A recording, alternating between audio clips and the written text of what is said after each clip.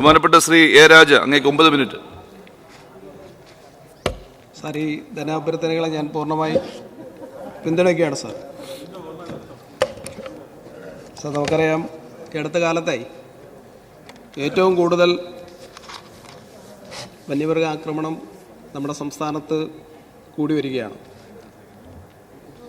അപ്പുറത്ത് നിന്ന് സംസാരിച്ച ആളുകളെല്ലാം സംസാരിച്ച സമയത്ത് അവർ പറയുന്നത് ഈ ഗവൺമെൻറ് ശക്തമായി ഇതിൽ ഇടപെടാത്തത് കൊണ്ടാണ് ഈ വന്യമൃഗ ആക്രമണമെല്ലാം കൂടിക്കൊണ്ടിരിക്കുന്നത് എന്നുള്ളതാണ്. കോൺഗ്രസിനെ സംബന്ധിച്ചിടത്തോളം ഇപ്പോൾ ഒരു തിളക്കമാർന്ന വിജയമൊക്കെ വാങ്ങിച്ചിട്ടാണ് അവർ പാർലമെൻറ്റിലേക്ക് പോയിരിക്കുന്നത്.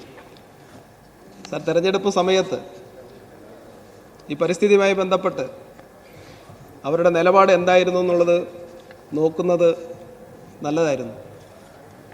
സാർ, കോൺഗ്രസിൻ്റെ പ്രകടന പത്രികയിൽ തീവ്ര പരിസ്ഥിതി നിലപാട് എപ്പോഴും ഉയർത്തിപ്പിടിച്ചിട്ടുള്ളവരാണ് കോൺഗ്രസ്സുകാർ. സാർ, ഈ തെരഞ്ഞെടുപ്പ് പ്രകടന പത്രികയിൽ അവർ പറഞ്ഞ ഒരു കാര്യമുണ്ട്. സാർ, പരിസ്ഥിതി ലോല മേഖല അതോറിറ്റി രൂപീകരിക്കും. നേരത്തെ നമ്മുടെ നാട്ടിൽ വലിയ രീതിയിലുള്ള വിഷയങ്ങളൊക്കെ ഉണ്ടായതാണ്. ഗാഡ്ഗിൽ റിപ്പോർട്ടും കസ്തൂർരംഗൻ റിപ്പോർട്ടും എല്ലാം നടപ്പിലാക്കണമെന്ന് ആവശ്യപ്പെട്ട സമയത്ത് അന്ന് ആ റിപ്പോർട്ടിൽ പറഞ്ഞിരിക്കുന്ന കാര്യങ്ങൾ തന്നെയാണ് പ്രകടന പത്രികയിൽ കോൺഗ്രസ് ഉയർത്തിയിട്ടുള്ളത്. മറ്റൊന്ന് പറഞ്ഞിരിക്കുന്നത് വനവിസ്തീർണം വർദ്ധിപ്പിക്കണം. നിലവിൽ കേരളത്തെ സംബന്ധിച്ചിടത്തോളം വനവിസ്തൃതി കൂടുതലാണ്. എന്നാൽ പോലും ഇനിയും വർദ്ധിപ്പിക്കണമെന്നുള്ളൊരു നിലപാടുമായിട്ടാണ് കോൺഗ്രസ് മുന്നോട്ട് പോകുന്നത്. വന്യജീവികളെ സംരക്ഷിക്കാൻ വേണ്ടിയിട്ട് ഒരു ദുരന്ത നിവാരണം അതോറിറ്റി രൂപീകരിക്കും എന്നാണ് അവരുടെ പ്രകടന പത്രിക. ഞാനത് ഓർമ്മിപ്പിച്ചെന്നും മാത്രമേ ഉള്ളൂ. സാർ, നമ്മുടെ രാജ്യത്ത് നമുക്കറിയാം ബഫർ സോണുമായി ബന്ധപ്പെട്ടുള്ള വിഷയങ്ങളെല്ലാം ഉയർന്നു വന്നപ്പോൾ ബഫർ സോൺ തുടക്കം കുറിച്ചത് എപ്പോഴാണ് സാർ? 2002 BJPയുടെ ഗവൺമെൻറ് ഇന്ത്യ ഭരിച്ചുകൊണ്ടിരുന്ന സമയത്താണ് ബഫർ സോണിനെ കുറിച്ചുള്ള പരാമർശമെല്ലാം ഉയർന്നു വരുന്നത്. എൻവയോൺമെൻറ്റ് പ്രൊട്ടക്ഷൻ റൂൾസിലാണ് ബഫർ സോണിനെ കുറിച്ച് അന്ന് പറഞ്ഞിട്ടുള്ളത്. എന്നാൽ പിന്നീട് കോൺഗ്രസ് അധികാരത്തിലിരുന്ന സമയത്ത്, UPA ഗവൺമെൻറ് അധികാരത്തിലുള്ള സമയത്താണ് തീവ്രമായിട്ടുള്ള പരിസ്ഥിതി നിലപാടുമായി അന്ന് മുന്നോട്ട് പോയത്. ഇന്ന് കേന്ദ്ര പരിസ്ഥിതി മന്ത്രാലയത്തിൻ്റെ ചുമതല ഉണ്ടായിരുന്നത് ശ്രീ ജയറാം രമേശ് എന്ന് പറയുന്ന മന്ത്രിയായിരുന്നു. സംരക്ഷിത മേഖലയ്ക്ക് ചുറ്റും 0 മുതൽ 12 കിലോമീറ്റർ വരെ പരിസ്ഥിതി സംരക്ഷണ മേഖലയെ വിജ്ഞാപനം ചെയ്യാൻ തീരുമാനിച്ചത് അന്ന് കേരളത്തിൽ UDFൻ്റെ ഗവൺമെൻറ് ആയിരുന്നു. എന്നാൽ അതിൽ നിന്നെല്ലാം നമ്മൾ മാറി ജനവാസ മേഖലയെ ഒഴിവാക്കിക്കൊണ്ട് 0 ബഫർ സോണാക്കി നിർത്തണമെന്ന് തീരുമാനിച്ചു. സാർ, നമ്മുടെ വാദം അംഗീകരിച്ചുകൊണ്ട് സുപ്രീം കോടതി ഉത്തരവിറക്കി. ജനവാസ കേന്ദ്രങ്ങളെ ഒഴിവാക്കിക്കൊണ്ട് 0 ബഫർ സോൺ എന്ന് പറയുന്നത് വനത്തിനകത്ത് തന്നെ നിർത്തിയാൽ മതി എന്നുള്ള നിലയ്ക്കാണ് സുപ്രീം കോടതി ഉത്തരവിറക്കിയിട്ടുള്ളത്. സാർ, ഈ ഗവൺമെൻറ് ഈ വന്യമൃഗ സംഘർഷങ്ങൾ തുടർച്ചയായിക്കൊണ്ടിരിക്കുമ്പോൾ അതൊരു ദുരന്തമായി തന്നെ പ്രഖ്യാപിച്ചു. സാർ, നിലവിൽ 100 കോടി രൂപ ഇതിനു വേണ്ടിയിട്ട് വന്യജീവി സംഘർഷം ലഘൂകരിക്കുന്നതിന് വേണ്ടി അനുവദിച്ചിട്ടുണ്ട്.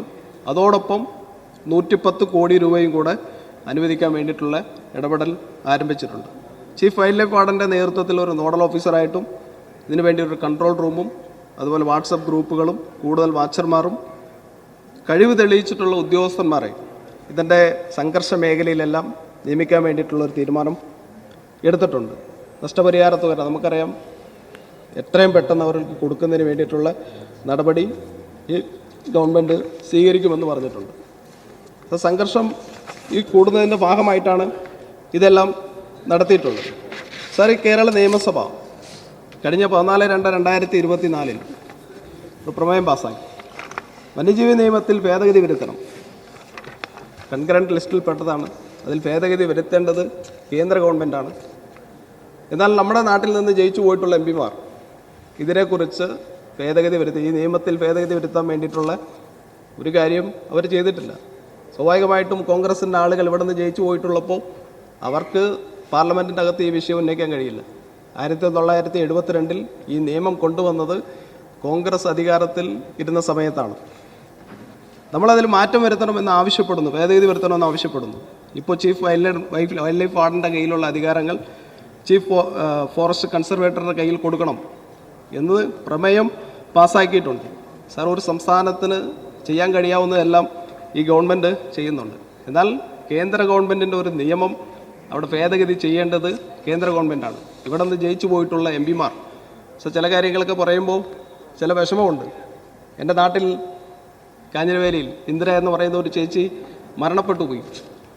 ഈ അടുത്ത കാലത്തായി, ഈ വർഷം തുടങ്ങിയതിന് ശേഷം മരിച്ചിട്ടുള്ളതിൽ ഒരു 6ഓളം ആളുകൾ എൻ്റെ മണ്ഡലത്തിലുള്ള ആളുകളാണ്. പക്ഷേ ഇങ്ങനെയുള്ള ആളുകൾ മരിക്കുന്ന സമയത്ത് ആ കുടുംബത്തോടു കൂടെ ചേർന്ന് നിന്നുകൊണ്ട് അവർക്ക് ആവശ്യമായിട്ടുള്ള കാര്യങ്ങളെല്ലാം ഞങ്ങൾ ചെയ്തിട്ടുണ്ട്. എന്നാൽ ചില ആളുകൾ തെരഞ്ഞെടുപ്പിനെ മുന്നിൽ കണ്ടുകൊണ്ട് മരിച്ച ആളുകളുടെ ബോഡി വരെ എടുത്തു കൊണ്ടുപോയി സമരം ചെയ്യുന്ന ഒരു അവസ്ഥയിലേക്കാണ് നമ്മുടെ നാട് പോയിക്കൊണ്ടിരിക്കുന്നത്. അങ്ങനെയുള്ള ആളുകൾ വീണ്ടും ജയിച്ചു പോയിട്ടുണ്ട്, എം പിയായി ജയിച്ചു പോയിട്ടുണ്ട്.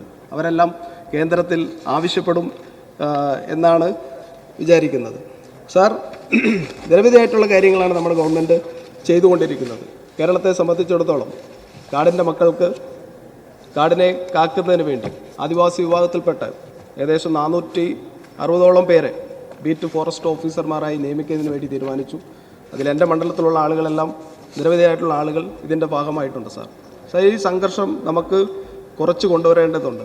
വന്യമൃഗ സംഘർഷം തുടർച്ചയായി കൊണ്ടിരിക്കുന്ന സമയത്ത് പുതിയ RRTകൾ പ്രഖ്യാപിച്ചിട്ടുണ്ട്. 13 പുതിയ RRTകളാണ് ഇപ്പോൾ പ്രഖ്യാപിച്ചിരിക്കുന്നത്. ആ പ്രഖ്യാപിച്ചതിൽ 2 എണ്ണവും ദേവികുളം നിയോജക മണ്ഡലത്തിൽ 2 സ്ഥലത്തിൽ. നേരത്തെ തന്നെ RRT ടീമുണ്ട്, എന്നാൽ പോലും ഒരു 165 കിലോമീറ്റർ നീണ്ടു കിടക്കുന്ന ഒരു പ്രദേശമാണ്. പുതിയതായിട്ട് 2 എണ്ണം അനുവദിച്ചിട്ടുണ്ട്. അപ്പോൾ കുറച്ചും കൂടെ ഇതെല്ലാം കുറച്ചു കൊണ്ടുവരാൻ കഴിയും എന്നുള്ള നിലയ്ക്കാണ് സാർ കാണുന്നത്. സാർ, എൻ്റെ മണ്ഡലത്തിലെ ചില വിഷയങ്ങളുണ്ട്. നേരത്തെ കണ്ണൂരിലെ MLA ശ്രീ സണ്ണി ജോസഫ് അവർ പറഞ്ഞ പോലെ അദ്ദേഹത്തിൻ്റെ മണ്ഡലത്തിൽ 2 വൈൽഡ് ലൈഫ് സാങ്ച്വറിയാണ്. പക്ഷേ എൻ്റെ മണ്ഡലത്തെ സംബന്ധിച്ചിടത്തോളം നാഷണൽ പാർക്ക് 4 എണ്ണമാണ്. പാമ്പാട് ചോലയും ആനമുടിയും അതികെട്ടാണും എരവുകുളവും, ഇങ്ങനെ 4 നാഷണൽ പാർക്കാണ്. ചിന്നാറും കുറിഞ്ഞിമല സാങ്ച്വറിയും, ഇങ്ങനെ 2 സാങ്ച്വറികളാണ്. ഒരു 70% എൻ്റെ മണ്ഡലത്തിൻ്റെ ചുറ്റും ഈ ഫോറസ്റ്റാണ്. ഈ ഫോറസ്റ്റിൻ്റെ ഇടയിലാണ് ഞങ്ങളെല്ലാം ഉള്ളത്. അങ്ങനെയുള്ള പ്രദേശത്ത് ഈ അടുത്തിടെയായിട്ട് ഒരു 2 സ്ഥലം, പള്ളിവാസൽ വില്ലേജിൽ ചെങ്കുളം എന്ന് പറയുന്ന സ്ഥലത്ത് പുതിയതായി ഒരു നോട്ടിഫിക്കേഷൻ ഇറക്കിയിട്ടുണ്ട്. വനമായി ഉൾപ്പെടുത്തുന്നതിന് വേണ്ടി, റിസർവ് ഫോറസ്റ്റായി ഉൾപ്പെടുത്തുന്നതിന് വേണ്ടിയിട്ട് നോട്ടിഫിക്കേഷൻ ഇറക്കിയിട്ടുണ്ട്. സാർ, ഇപ്പോൾ തന്നെ ആ പള്ളിവാസൽ വില്ലേജ് രേഖകൾക്കകത്ത് പരിശോധിച്ച് കഴിഞ്ഞാൽ 1 സെൻറ്റ് ഭൂമി പോലും ഫോറസ്റ്റ് എന്ന് കാണിച്ചിട്ടില്ല. മറ്റൊന്ന് ചിന്നക്കാനലിലേക്കാണ്. ചിന്നക്കാനലിൽ നോക്കിക്കഴിഞ്ഞാൽ കൂടുതലും ഫോറസ്റ്റുള്ള പ്രദേശമാണ്. വീണ്ടും അവിടെ ഒരു ഫോറസ്റ്റ് റിസർവ് ഫോറസ്റ്റ് ആയിട്ടുള്ള ഇടപെടലുമായിട്ടാണ് വനവകുപ്പ് ഇറങ്ങിയിരിക്കുന്നത്. ഗവൺമെൻറ്റിൻ്റെ ശ്രദ്ധയിലേക്ക് പെടുത്തുകയാണ്.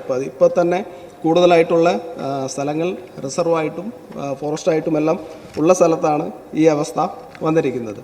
സാർ, അതേപോലെ ഈ ഗവൺമെൻറ്റിനോട് എനിക്കൊരു നന്ദി പറയാനുള്ളത്, എൻ്റെ മണ്ഡലമാണ് ആദിവാസി ഗ്രാമപഞ്ചായത്തുള്ള ഇടമലക്കുടി. ആ ഇടമലക്കുടിയിലേക്ക് റോഡ് കൊടുക്കുന്നതിന് വേണ്ടി സ്ഥലം വിട്ടുകൊടുത്ത് അതിൻ്റെ പ്രവർത്തനങ്ങളെല്ലാം ആരംഭിച്ചിട്ടുണ്ട്.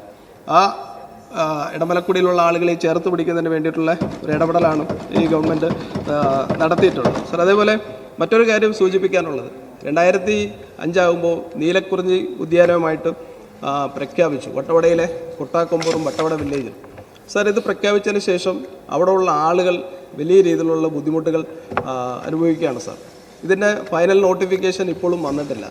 ഈ സ്ഥലം ഒന്ന് അളന്ന് തിരിച്ച് സംയുക്തമായിട്ടുള്ളൊരു സർവേ നടത്തിക്കഴിഞ്ഞാൽ മാത്രമേ നമുക്കതിനുള്ളൊരു ശാശ്വതമായിട്ടുള്ള പരിഹാരം കാണാൻ കഴിയുള്ളൂ. അതേപോലെ എൻ്റെ മണ്ഡലത്തിൽ തുടർച്ചയായിട്ട് എല്ലാ ദിവസങ്ങളിലും ഞാൻ കൺക്ലൂഡ് ചെയ്യുകയാണ് സാർ, തുടർച്ചയായിട്ട് ഈ വന്യമൃഗ ശല്യം നടന്നുകൊണ്ടിരിക്കുന്ന ഒരു പ്രദേശമാണ്. ഈ അടുത്തിടെ വട്ടവടയിൽ നോക്കുമ്പോൾ ഒരു ദിവസം 42 ആടുകളെ ഈ കാട്ടുനായ്കൾ കടിച്ചു കൊന്നു എന്നുള്ള ഒരു വാർത്തയാണ്. അടുത്ത ദിവസം വീണ്ടും 10 നായ്കളെ കടിച്ചു കൊന്നു എന്നുള്ളത്. പിന്നീട് ഇന്നലെ വരെ ഈ ഒരു മാസത്തിനിടയിൽ തുടർച്ചയായി പറയുന്ന സ്ഥലത്ത് തുടർച്ചയായിട്ടുള്ള വന്യമൃഗ ശല്യമാണ്. കാട്ടാനകൾ തമ്പടിച്ചിരിക്കുകയാണ്. ഫോറസ്റ്റ് ഉദ്യോഗസ്ഥന്മാർ അവിടെ ചെല്ലുന്നുണ്ട്, ഇതിന് കാട്ടിലേക്ക് തുരത്തിവിടാൻ വേണ്ടിയിട്ടുള്ള ഇവിടെല്ലാം നടത്തുന്ന പോലും, പക്ഷേ ഇതൊന്നും തിരിച്ചു പോകാത്ത അവസ്ഥയാണ്. ഒരു ശക്തമായിട്ടുള്ള നടപടി കൂടെ സ്വീകരിക്കണം എന്ന് പറഞ്ഞുകൊണ്ട് ഞാൻ ഒരിക്കൽ കൂടി ഇതിനെ പിന്തുണച്ചുകൊണ്ട് അവസാനിപ്പിക്കുന്നു. Thank you.